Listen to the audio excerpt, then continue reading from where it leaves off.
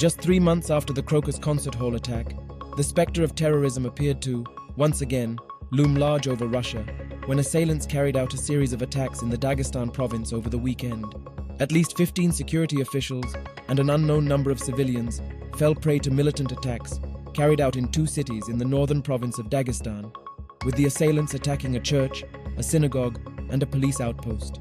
The investigations are still ongoing, and it is too early to comment conclusively on root causes and assign blame to specific groups. And yet, just like immediate aftermath of the Crocus attack, fingers are already being pointed at the war in Ukraine, and some Russian officials have even made vague statements about the involvement of foreign forces. But before getting into speculation, let us go over the basic facts as they have been presented thus far. To begin with, the attacks took place on Sunday, split over 2 cities in Dagestan, Derbent, and the provincial capital Mekhechkala.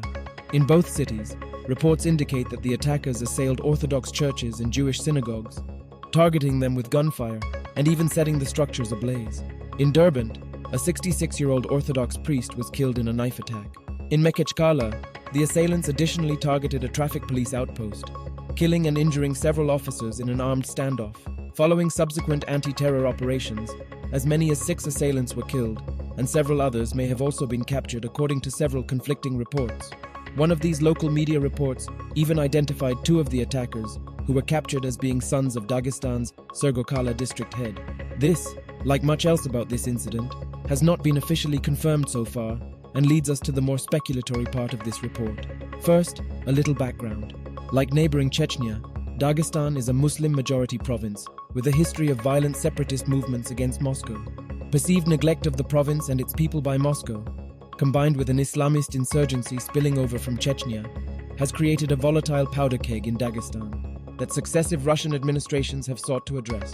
To add to this, there are reports of growing frustration in the region as a whole regarding the war in Ukraine, with the perception being that Russian leaders are disproportionately making use of their ethnic minorities as cannon fodder in the killing fields of the war.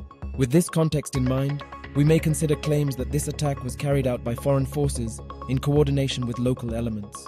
While there is no proof of Ukraine or any of its Western allies being involved at this point, there is some indication that ISISK, the same group allegedly involved in the Crocus attack, may have had some part to play in the Dagestan violence. Washington-based Institute of War, for instance, pointed to an alleged statement released by ISISK-affiliated Al-Azaim media praising their brothers from the Caucasus for the attack.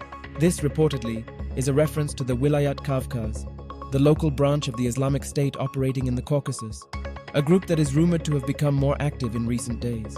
Again, this remains unconfirmed and will likely not stop assertions from Russian lawmakers that Western spy agencies, in coordination with Ukraine, are somehow to be blamed for the attack.